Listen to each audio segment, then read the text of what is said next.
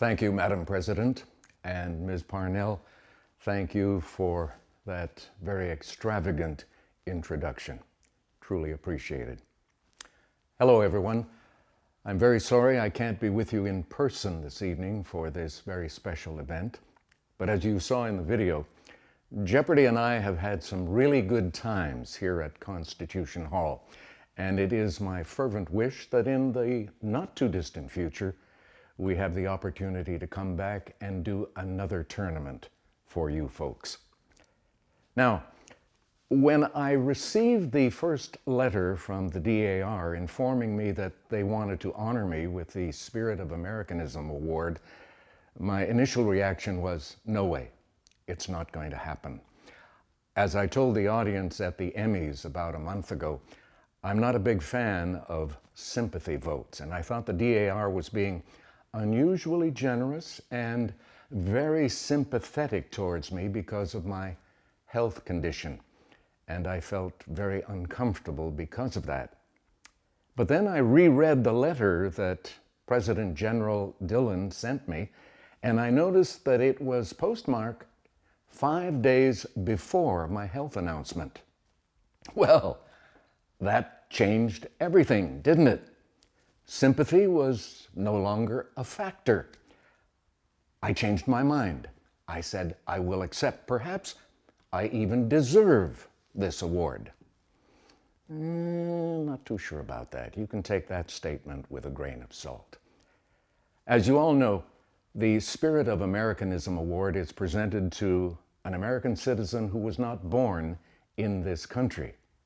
And boy, there are a lot of us out there in America right now.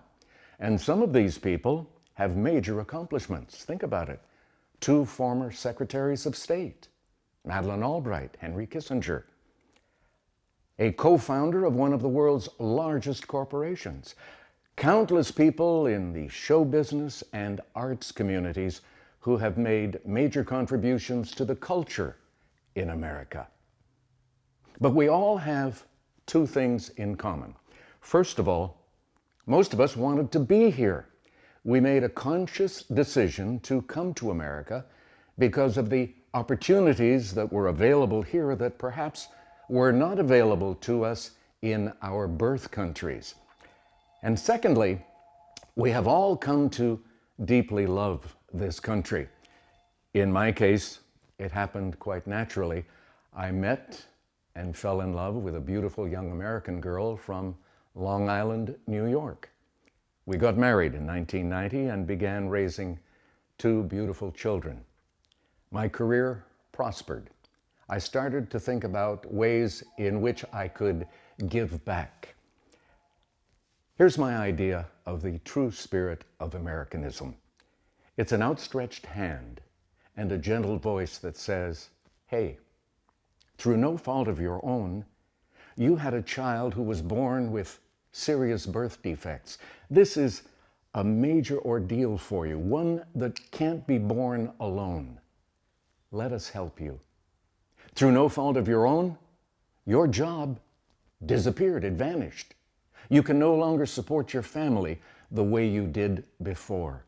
Oh, I know you got a replacement job, but it doesn't pay you anywhere near the salary you were earning prior to that event. You're in danger of losing your home. You can't afford health insurance. You certainly can't afford to send your kids to college. For that, they're going to have to take out big loans that they won't be able to repay for 15 or 20 years after graduation.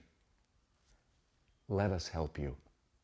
It's that same hand reaching across 2 vast oceans, across international boundaries, and saying to foreign leaders, hey, we understand that you govern your country very differently than we do here in the United States. You are not a democratic republic. Some of you oppress your own citizens. Some of your people worship a superior being in religions that have become xenophobic and dangerous. That's okay. As long as you don't cross the line and threaten us, America will not raise a hand against you. In fact, we want to join hands with you to help solve some of the problems that are endangering people all around the planet. Speaking of the planet, it is in trouble. It didn't happen overnight. It's taken 150 years to get to where we are today. But we have to do something about it. The Chinese philosopher Lao Tzu, I think, said it best when he wrote, "A journey of 1,000 miles begins with a single step." And that's what we need to do. Take that single step so that future generations of Americans, our descendants, will be able to look back at us and say, you know what? Our grandparents had some tough decisions to make. But because they made those decisions, the world is a better place in which to live. I think all of us need to look at our country and figure out whether America lives up to the ideal America that we have here and here. If it doesn't, if there's room for improvement, and there always is, let us act. Is the image of America that is projected abroad one that we feel comfortable with? Or is there a way in which we can become better neighbors?